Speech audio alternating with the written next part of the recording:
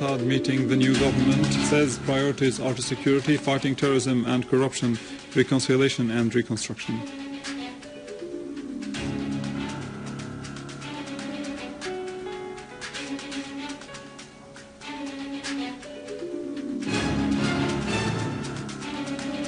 Russia says the West is fighting terrorism in Iraq and yet justifies it in Syria.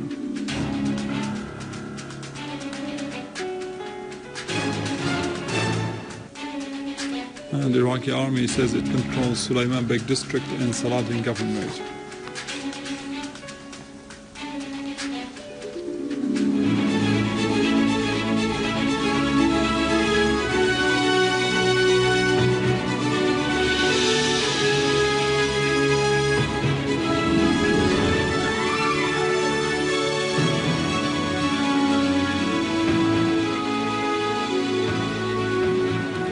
Good afternoon, this is news in English from the Syrian television in Damascus.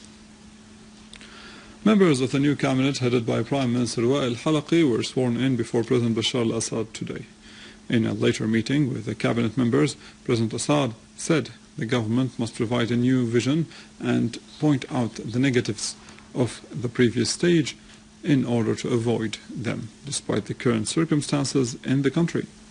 The President said the government's successes relies on caring and earning about citizens' trust through transparency and credibility, involving citizens in the personal and industrial levels, and respecting their minds and dignity. The President said that the first challenge facing the government, which is of primary concern, is the citizens' issue of security and the war on terrorism. And this issue is being addressed by the Defense Ministry and the Army and Armed Forces with a high level of patriotism, resulting in remarkable successes in this field, adding that at the same time national reconciliation must continue to receive attention because they proved to be successful in several areas. President al-Assad said that the members of the government must continue pursuing means to ensure the continuity of flow of basic goods and services and keep supporting the sectors that played a vital role in Syria's steadfastness, particularly agriculture, industry, and specifically the public sector, all while continuing to develop administration laws and the mechanisms necessary for carrying that out. The President also stressed the need to focus on morals and the educational and cultural processes and give them the necessary attention to develop them and overcome the crisis effects on future generations. In addition to achieving balanced development between rural and urban areas, President Assad noted that when it comes to economy, the main issue is the coming stage is reconstruction, whether in areas that have been secured after they were cleared of terrorists or in unregulated urban settlement areas, and this requires that all ministries worked according to calculated plans and feasible work mechanisms, which will help kickstart the economy in these areas and have a positive impact on the lives of thousands of families. The President pointed out that at the same time the government must take all possible steps to realize justice, prevent monopoly, monitor prices and combat crisis profiteers, stressing the need for the government to be decisive when it comes to combating corruption and holding the corrupt accountable, affirming that the law must never be circumvented, whether for achieving personal interests or realizing others' desires. President Assad also stressed the need for focusing on administrative reform and legislative mechanisms.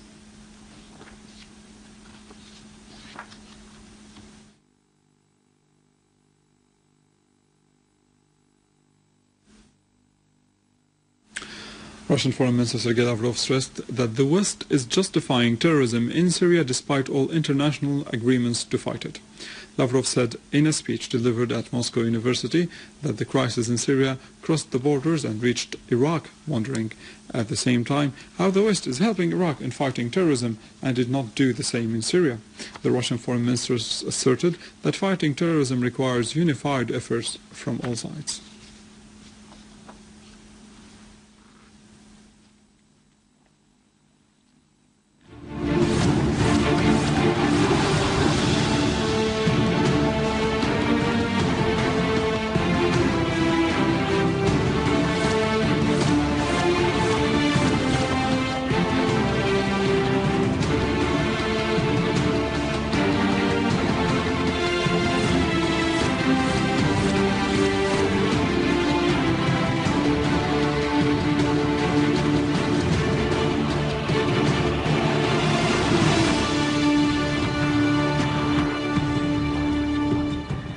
Units of the Syrian Arab Army targeted terrorist gatherings in Aleppo and its countryside, killing and injuring many terrorists, while other enemy units eliminated several terrorists in Bustan al-Qasr and Salahdin area in the city. In Jobar in Damascus countryside, Syrian Arab Army units have continued its operations against the terrorist gatherings and killed scores of them. Some of them are non-Syrians. Whereas in Deir ez-Zor, the Syrian Arab Army forces achieved unique successes in some areas like Al-Hawiqa, restoring stability after eliminating huge numbers of the ISIS terrorists there.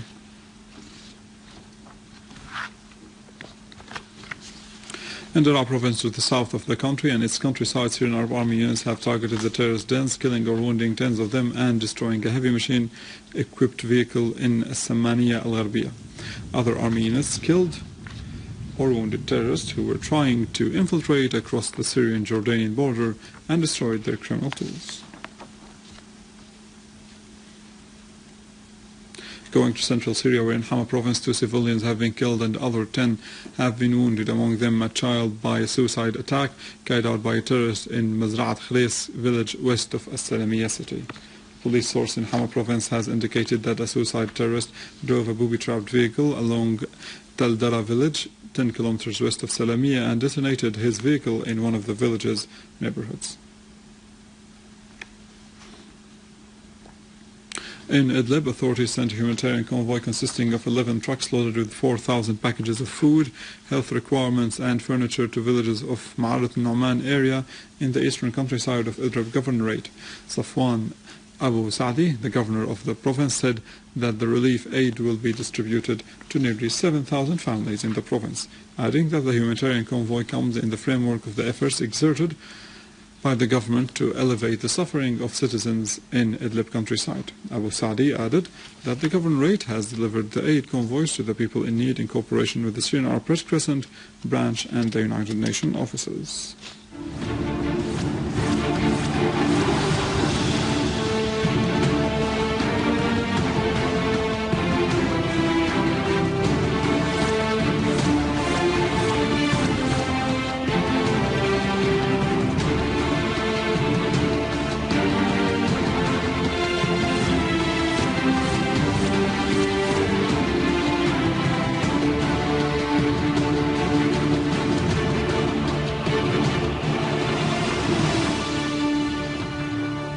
Going to Iraq, where the Iraqi army forces restored Sulayman Bek area in Salahdin Governorate, while the military sources said that Sulayman Bek operation was a continuation of the operation of freeing Emirali, as the army forces seized the terrorists, killing about 22 Chechens. Furthermore, the security forces found 6 bodies from the tribes executed by the terrorists of the Islamic State. In an article by Owen Jones published in the British Guardian newspaper, the article says, although the British authorities have raised the level of terror threat to severe, there has been a missing link regarding the West's relations with the dictator states in the Middle East that have played a vicious and sinister role in the rise of the Islamic fundamental terrorism like Saudi Arabia and Qatar. Owen has pointed out that the West has been in alliance with the Gulf totalitarian states, adding that although there was no evidence that Qatar was directly funding the ISIS, some individuals inside the Qatari state were undoubtedly playing that role. Jones concluded his article by saying that the irony lies in the fact that although the West calls upon Qatar to stop backing the international terrorism, Britain has never stopped to sell arms and military equipment to small dictator states like Qatar.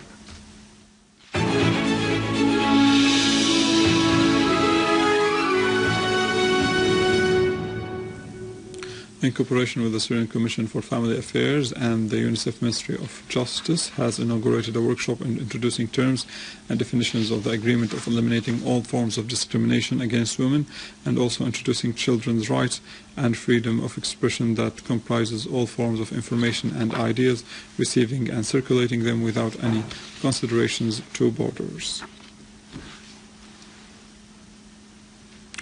With this, we come to the end of our news for today. Thank you for watching. For more details about Syria and the region and to view this bulletin again, you can always visit our website in English, www.syriaonline.sy.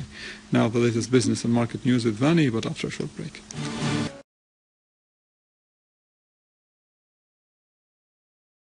Reconciliation and reconstruction.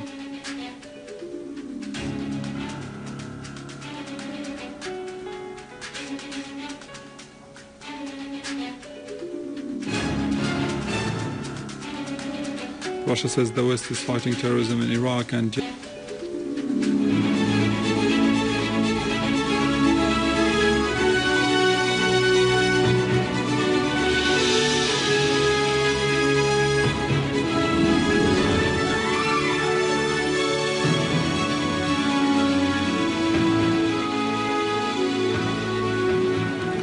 Good afternoon, this is news in English from the Syrian television in Damascus. Members of the new cabinet headed by Prime Minister Al-Assad were sworn in before President Bashar al-Assad today. In a later meeting with it justifies it in Syria.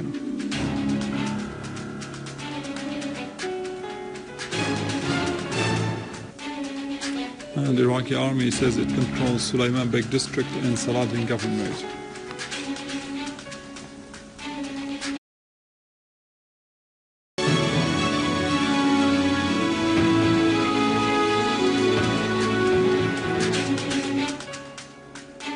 President Al-Assad meeting the new government says priorities are to security, fighting terrorism and corruption,